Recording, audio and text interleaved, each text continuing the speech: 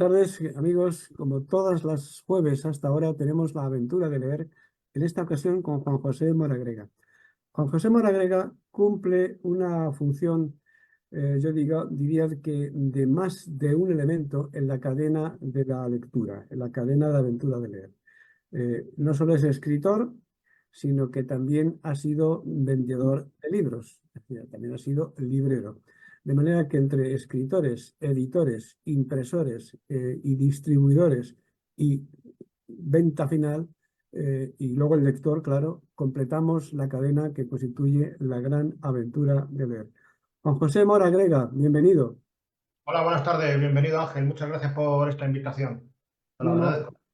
la verdad es que llevaba tiempo pensando en hacerla y no veía el momento. Así que ahora sin ninguna excusa y sin ninguna otra dilación, me veo en la necesidad de comentarte lo primero. El Observatorio para la Lectura, que depende de un organismo privado, pero que trabaja para el Ministerio de Cultura, ha establecido hace 2 meses, o unos meses, que en España el 36,6% de los españoles, por extrapolación de la estadística del trabajo que han hecho de campo, declara que no lee nunca. ¿A ti esta afirmación qué te parece?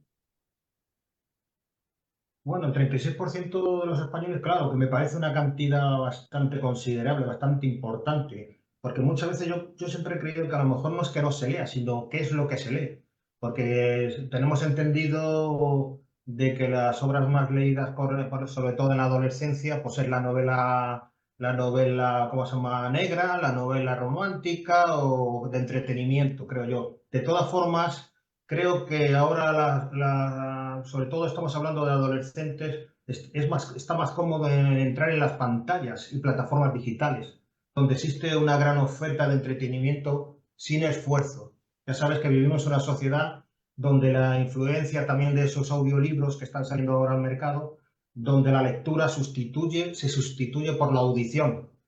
Debe ser que, no sé, que vivimos, o tengo la impresión de que vivimos en la sociedad del mínimo esfuerzo, una sociedad de las prisas, no sé, del bullicio, pero que no tenemos ese tiempo para la lectura, bueno, o no tienen tiempo para la lectura pausada, relajada, en silencio. Creo que va por ahí el tema. La sociedad ha cambiado mucho. Mark Twain sostenía que era un escritor bastante sarcástico y bastante irónico, y sostenía que quien sabiendo leer no lo hace, no tiene ventaja alguna sobre el que realmente no sabe leer, es decir, que no le encontraba diferencia. ¿Tú crees que tenía razón? Pues vamos a ver, hombre, que si tiene alguna ventaja la persona que lee al que no lee. No, la persona que sabiendo leer no lo hace, no tiene ventaja sobre quienes no saben leer. Pues la verdad es que no. Yo creo que no tiene ventaja. Yo creo que el que sabe leer y no lee, pues forma parte, yo creo que de una, no sé cómo decirte, como una incultura, porque yo creo que el leer es fundamental para ser una persona crítica con el sistema establecido. Aunque también conozco personas que no han leído nunca en su vida y simplemente estando en el campo sembrando cebollas y tomates son más sabios que cualquier otro. Pero esas son las excepciones. Sí, sí, siempre cito a mi admiradísimo Miguel Hernández, que siendo cabrero y teniendo muy poquito acceso a la cultura y muy poquito acceso a la lectura, sin embargo fue capaz de escribir las maravillas que escribió, pero son las excepciones, como tú dices. Fíjate que en tus obras, en tus cuentos, en tus poemas, ¿tú tienes algo de autobiográfico? Es una pregunta que hago siempre a todos los autores. Sí, sí, yo me escribo para intentar conocerme a mí mismo, me autoanalizo. Yo creo que hace falta en la sociedad una autocrítica y luego también me gusta para comunicar, claro, para comunicar y que me escuchen. Para más que nada, para que el mensaje, tanto en la poesía que escribo como en los relatos, pues para que la gente reflexione. Muchas veces siempre digo que cuando terminen y cierren el libro se hagan preguntas que no se hacían antes de empezar y se contesten ellos mismos. Eso sí, yo creo que es así. Mi Sí. escritura, tanto la poesía como la narrativa. Tú, he asistido a alguna de tus presentaciones pasadas, claro, y no tengo en este momento conocimiento de si tienes previsto hacer alguna nueva en el futuro. Pero en cualquier caso, tus presentaciones, ¿cómo las planteas? ¿Qué mensaje das a los que asistimos y los que lógicamente queremos comprar tu obra? Sí. Bueno, ya te informo a ti que yo estoy escribiendo un libro, ahora necesito tiempo para escribir. Estoy escribiendo las aventuras y desventuras de un kiosco en Vallecas. Como tú has dicho, he estado durante 24 años en un kiosco en Vallecas. Estaba interesado una editorial, la editorial Entre Líneas Editores, estaba siempre insistiéndome que escribiera las aventuras y desventuras de un kiosco en Vallecas, que ya sabes que es un termómetro humano y sociológico muy importante donde pasan personas de todas las clases sociales, índoles culturales y incluso analfabetos, pero que de todos aprendemos. Hemos sido psicólogos, los que de prensa a pie de calle, somos psicólogos gratuitos, como quien dice. Entonces, estoy escribiendo esa obra, que no sé cuándo terminaré, porque ya sabes que yo siempre he creído que el escritor que se precie no tiene que depender de plazos establecidos, pero que ahora necesito tiempo para esto. Yo, como dices tú, en mis presentaciones tanto en mi forma poética como en relatos. Mi género preferido no es tanto la poesía, sino como el relato breve, y profundizo mucho en el mensaje y en la forma. En los relatos los abordo habitualmente en primera persona, porque me analizo a mí mismo y al ser humano y al entorno que le rodea, por lo que hay mucho de autobiográfico en mi relato. Ujú. Por eso te lo preguntaba, porque me da la sensación de que tú escribes desde tu interior, ¿no? Desde tus propias vivencias, digamos, protagonizadas no sé, observadas, Sentidas o vividas, pero vividas, en cualquier caso. también sentidas o vividas. Eso Pero es. efectivamente, porque, bueno, tanto mis libros, bueno, luego si quieres hablamos de los títulos, pero a mí me interesa mucho el entorno que rodea, como decía, siempre digo en mis presentaciones, siempre hago mención al filósofo del siglo XVII, Thomas Hobbes, el que decía que el hombre es un lobo para el hombre, o algo parecido que luego bueno, lo de Hermann Hesse en el lobo estepario también se lo apropió, no lo sé, porque decían que era una afirmación de Thomas Hobbes. Pero bueno, que siempre he dicho en mis libros y en mis relatos, porque efectivamente, seguramente esto del lobo, el hombre es un lobo para el hombre, es una cosa que llevamos genéticamente, el ser humano, pero que hay una fuerza que contrarresta todo esto, que son las personas que quieren cambiar el mundo, los idealistas, la gente porque son solidarios, que son amables, esa es la fuerza que contrarresta a lo mejor el estado natural del que procedemos. Eso se refleja mucho, sobre todo en mis relatos, esa lucha. Juan José, ¿por qué a tus relatos les das los títulos que les das? ¿Cómo los eliges? Uy, pues mira, el título, hay un libro que tengo que tiene un premio poético, que te lo voy a enseñar ahora mismo, es este, El sonido del silencio. Tiene un Sí, premio poético, se debe a una necesidad de encontrar ese silencio y en algunos casos ese silencio es atronador, que necesita el ser humano.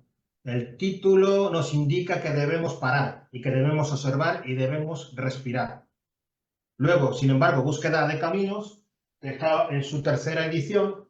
Esta es la tercera edición de Búsqueda de Caminos, tercera edición ampliada. Pues aquí es un viaje del sentido de la vida, una búsqueda necesaria para que podamos reflexionar sobre aspectos que quizás el lector nunca cayó, como te he dicho. El lector no cae en estas reflexiones que yo le planteo y le hago reflexionar. Todo esto para que sea una persona más crítica con el sistema establecido y para que nosotros seamos mejores personas. Porque yo te hablo de la pérdida, te hablo de la mediocridad, de la miseria del ser humano, de las relaciones personales. También hablo del suicidio. Y está dividido este libro en tres partes. Y estas tres partes son muy significativas de lo que me está preguntando, dependen del título, que son Al borde del abismo, Razones del destino y la última, Expiación, como expiando, esa es la tercera parte de la tercera edición ampliada, que expiando las culpas que podamos tener. en Como, esa como, búsqueda de caminos, ¿estás tratando de encontrarte a ti mismo? Eso es, pues sí, me intento encontrarme a mí mismo y yo creo que me encuentro bastante, porque realmente todo lo que hay expreso son también hay detrás del mensaje soterrado, porque hay un mensaje soterrado que no todo el mundo lo encuentra. Hay gente que me dice que el libro lo ha leído en 10 minutos y entonces le digo, no te lo has leído. Claro, entonces hay gente más superficial, Porque claro, hay gente que está solamente dispuesto a leer, pues como tú dices, libros de a lo mejor de entretenimiento, de pasatiempo, que me parece muy bien, pero no es mi tipo de escritura.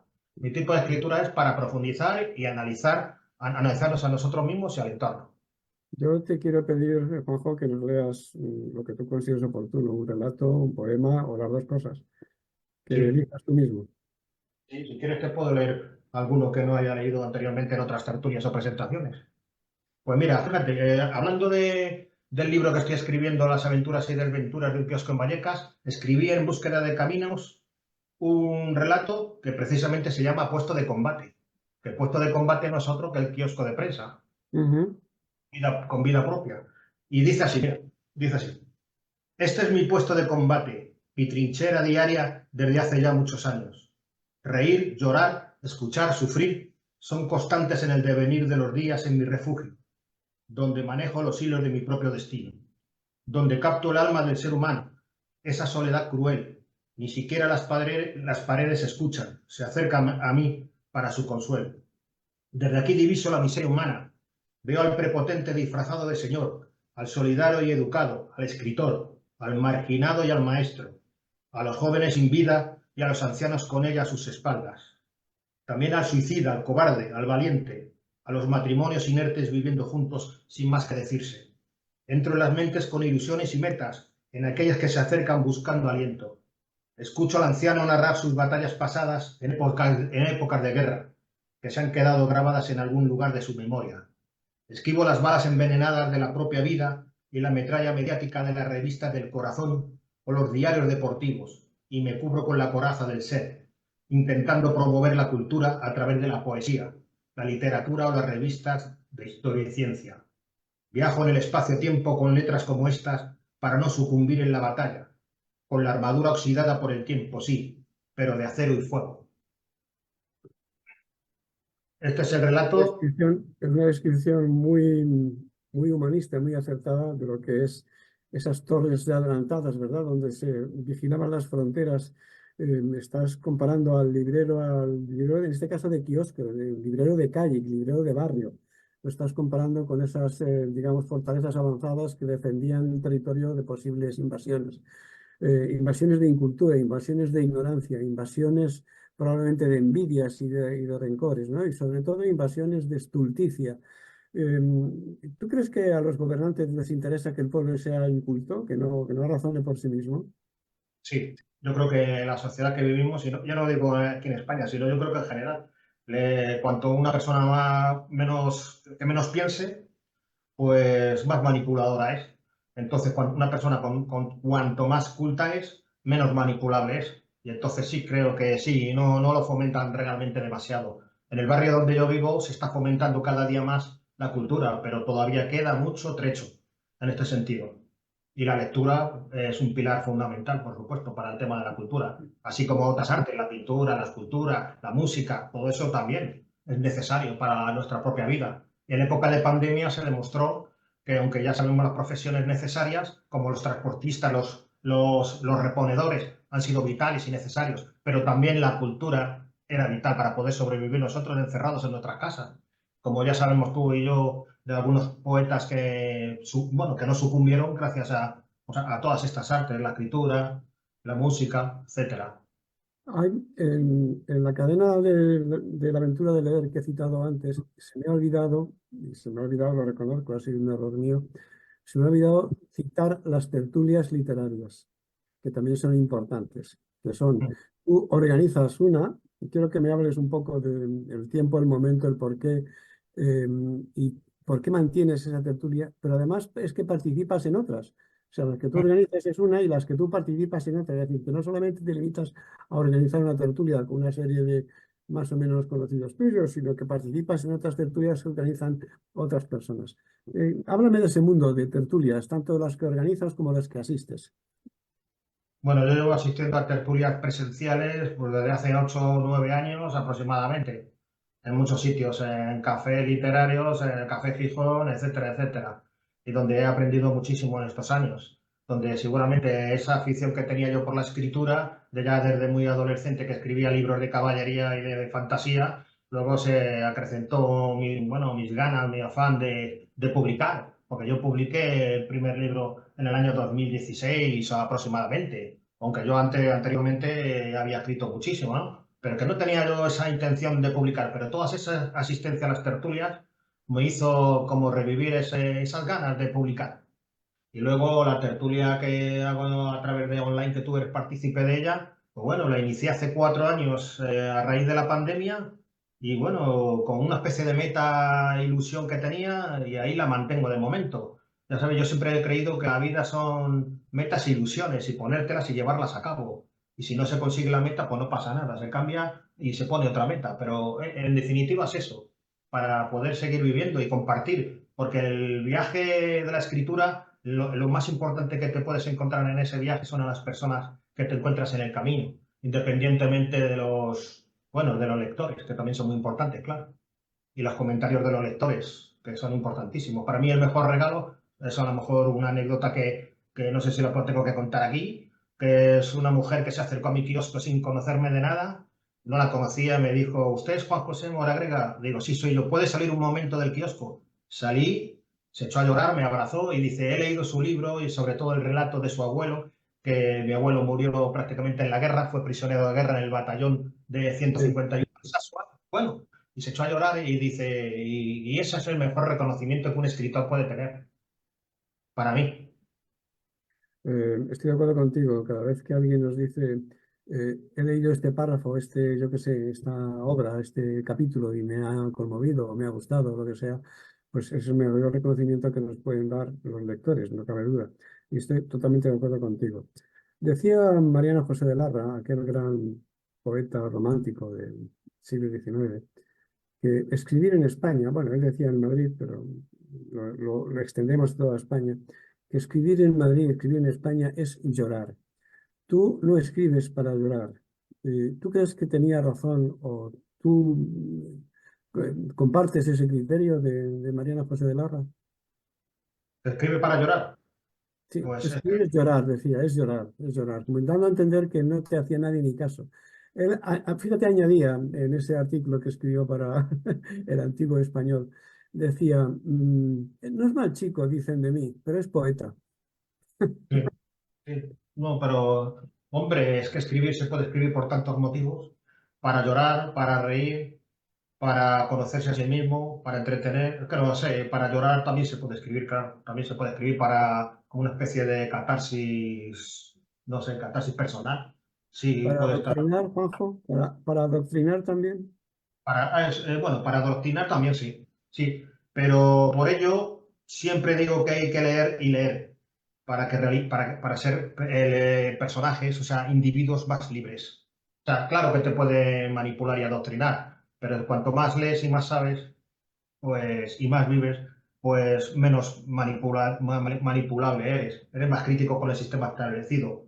Porque las personas que no leen o adquieren una cultura determinada creo que son manipulables, aunque no tienen prácticamente cultura, son más manipulables. Aunque hemos dicho, como te he dicho, algunas personas que se salen de la norma, como las personas espirituales que he conocido alguno, como hay algunos lamas, algunos, no sé, monjes budistas, que esto Sí, ya traspasan la norma, vamos. sí. Hay una situación realmente inquietante y es los distintos estilos literarios y los distintos también formatos literarios. A mí me llegó a decir un señor que había escrito una novela que parecía un guión de cine, que es que él había inventado, ¿cómo lo llamó? La literatura secuencial. Y dije, no, eso ya existe, es el guión de cine. ¿Crees que en esto de la escritura hay mucho advenedizo o hay gente que en realidad mm, no es lo suyo? Hombre, pues sí, pues claro que sí. Porque también, aparte de conocer el oficio, yo creo que también hay gente que por mucho que conozcas el oficio, pues es que hay que reconocer si vale o no vale para el oficio. Yo creo que no todo el mundo que escribe vale para el oficio. Es igual que cualquier profesión o oficio, que si no vales para una cosa te tienes que dedicar a otra. Yo también yo quise ser bombero, pero no pude porque no tenía las cualidades para serlo. Entonces me dediqué a otras cosas. O sea, yo creo que el escritor es lo mismo. También hay que tener unas cualidades determinadas, una sensibilidad determinada, una capacidad de percepción y observación determinada. porque ya sabes que yo creo que los escritores se nutren de las vivencias, de las percepciones, de lo que te cuenta uno, lo que te cuenta el otro, y si eres una persona que no te fijas en estas cosas, pues no sé qué puedes escribir, no sé, de otras cosas, pero a lo mejor no tienes las cualidades suficientes para escribir. Ahora, ¿eso quién te lo va a decir? Pues yo creo que esto al final te lo va a decir el tiempo y el lector final.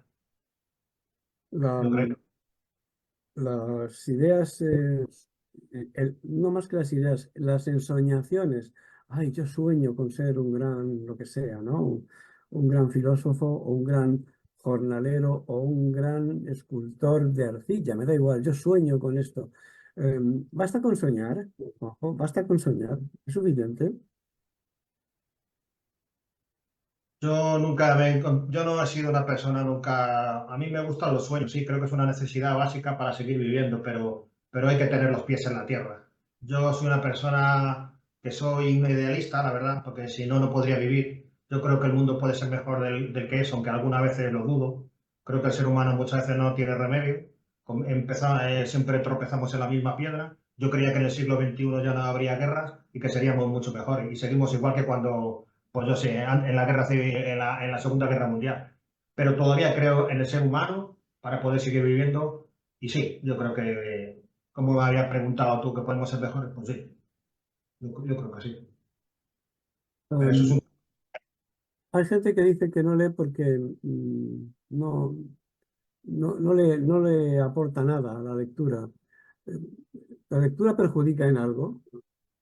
Ah, sí, pues esto había hecho yo una pequeña reflexión sobre esto. Dice, lo que perjudica no es la lectura, lo que perjudica es la ignorancia, el no leer. Leer siempre es remar a favor de la cultura y del sentimiento. También podemos viajar por el mundo sin movernos del sofá, solo que te aporta también la lectura.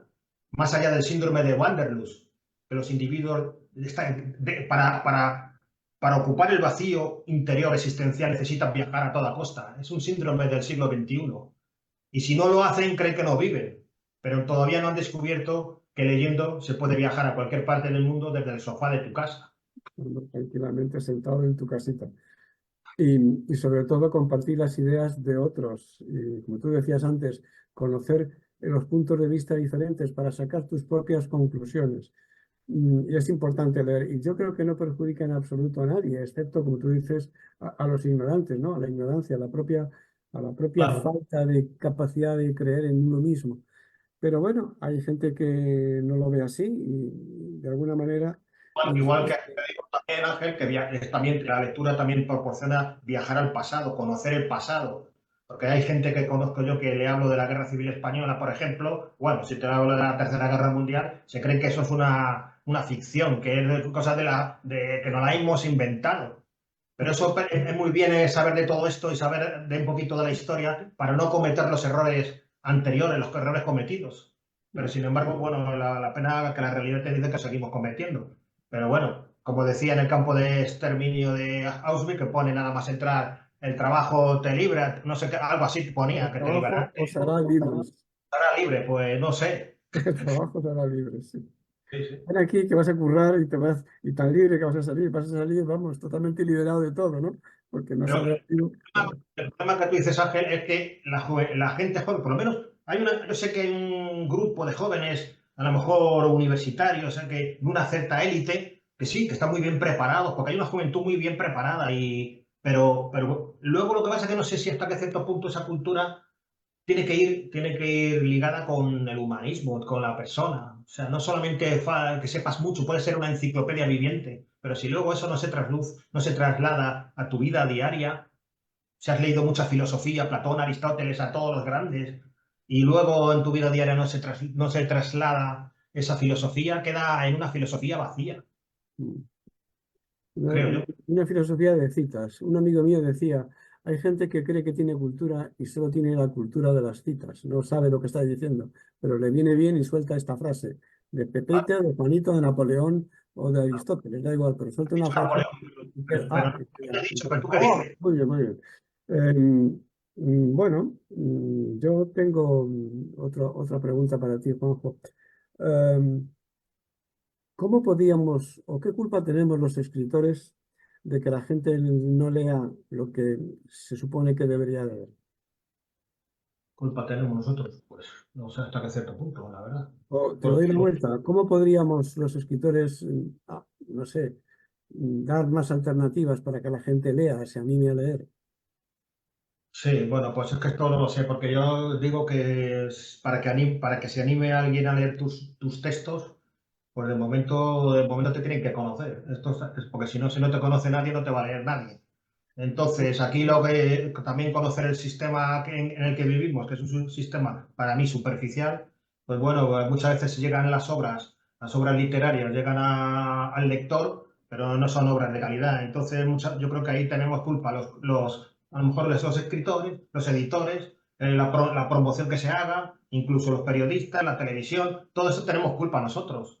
Porque ya sabes que muchos periodistas que se llaman periodistas, que bueno, que habría que saber qué clase de periodistas son, escriben libros y se venden una barbaridad, pero porque son populares. Entonces, se vende lo popular, lo comercial, pero eso también tiene la culpa. ¿Quién tiene la culpa de eso? ¿Las editores? ¿Las editoriales? No sé, el lector final que compra, ¿o qué crees que te diga la palabra? ¿Porquería? ¿Vacío? ¿Como lectura vacía? Eso lo digo yo, porque uno de los libros más vendidos del año pasado fue el de Paz Padilla, la experiencia que tuvo en la pérdida de su marido. Pero bueno, si es que la pérdida de su marido la ha perdido 1 millón de personas o 1.000 millones de personas y no se vende nada. Y la pérdida de tu esposa también. También, Hay una, sí, has dado en el clavo ahí, cuando yo creo que estoy totalmente de acuerdo contigo cuando dices que se vende aquello que se conoce más, ¿no? Que parece que, ay, es de Paz Padilla o es de alguien que suena de campanillas, que está en la tele o que está en, no sé. El Premio Planeta tiene mucho de marketing y quizá menos de literatura. Pero claro, decía Luis María Ansón, al que un día le propusieron ser jurado del Premio Planeta, y se enfadó muchísimo cuando le dijeron que ya estaba concedido, que el premio era tal obra, se enfadó muchísimo, ¿qué hago yo aquí entonces? ¿Para qué me habéis llamado?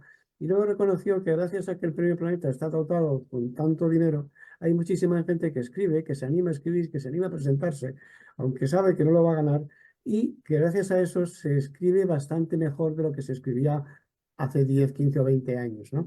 Lo que pasa es que eso, nadie compra un libro de un desconocido, o solamente amigos, conocidos, el círculo en el que te mueves, o en las ferias. A lo mejor en las ferias la gente va pues porque tiene que comprar algo y bueno, si se lo explicas medianamente bien y le parece interesante, pues igual tú has estado también en ferias, has hecho presentaciones y tienes que, de alguna manera, meter en la idea del lector lo importante que es para él tener esa obra en sus manos, conocerla, leerla, asumirla, incluso interiorizarla. Y ese tipo de propuestas las haces tú en tus presentaciones cuando presentas tu obra. cuando yo presento mi obra, sí, intento sobre todo, propongo, como he dicho antes, el autoanálisis, digo en las presentaciones, no en las ferias del Sí, libro. sí. Porque en las ferias del libro pasa una persona interesada en tu libro, le dices, esto es poesía y sale corriendo algunas veces. Pues entonces, digo, claro, si no te conocen de nada, si fueras a lo mejor Pérez Reverte, pues se paran o lo tienes vendido antes de salir el libro. Porque ya, como decía, conocer el sistema. Dalí lo sabía muy bien, Salvador Dalí sabía muy bien cómo funcionaba esto. ¿Sabes? Entonces, que hablen de ti aunque sea bien, ¿no? Pero bueno, que en mis presentaciones lo que propongo es el autoanálisis, tanto como individuo como sociedad. Y propongo alzar la voz por todo aquello que merece la pena ser levantado, la injusticia social, el elitismo, el clasismo. Propongo traspasar los tabúes establecidos y sociales, que tú sabes que hay muchos, para hablar de todo, de la risa, del llanto, del dolor, del suicidio, de la enfermedad mental, de cosas que no se hablan. Propongo eso, que no sé si era popular o no, pero bueno. Propongo también la lectura en papel. Intento trasladar la magia, el olor del libro físico. Propongo y tiendo una mano amiga para que me lean en verso o en prosa. Eso es lo que yo pretendo en mis presentaciones. Y también busco, como decía Cortázar, y estoy de acuerdo con Cortázar, no busco cualquier lector, busco un lector atento, atento al mensaje que estoy intentando trasladar. Si no eres un lector atento, que eres una persona que vas muy en el mundo de las prisas y tienes el libro como, pues yo qué sé, como un gag, pues entonces no vale para nada mi obra. Pero a mí me han dicho, por ejemplo, personas que han comprado mi libro que lo tienen como un libro de cabecera, como de autoconsulta. Lo tienen en la mesilla de noche y todas las noches cogen, abren el libro, buscan algún relato, porque ya sabes que mi libro está de reflexiones y relatos. Pues alguna reflexión y bueno, y luego, yo qué sé, le vale como si fuera Trajimacín para dormir. Léenos alguna de tus reflexiones, Juanjo, por favor. Reflexiones, sí. Pues mira, te puedo hablar, por ejemplo, lo que yo, cómo afronto yo, por ejemplo, la pérdida de un familiar, de un ser querido. Te digo que en mi libro muchas veces se connota cómo soy yo. ¿Cómo soy yo? O sea, no es una cosa que también se puede sentir identificado a las personas o no, pero aquí me expreso como soy yo, ante una pérdida. Y esto es una reflexión cortita. Se titula Ante una pérdida. Ante una pérdida pido silencio, palabras vacías, palabras de aliento. Ante una pérdida no valen nada. El corazón se desgarra y el alma sangra. Ante una pérdida solo el tiempo, solo el recuerdo. Fuego y hielo se unen en un momento. ¿Por qué tan pronto? ¿Por qué ahora?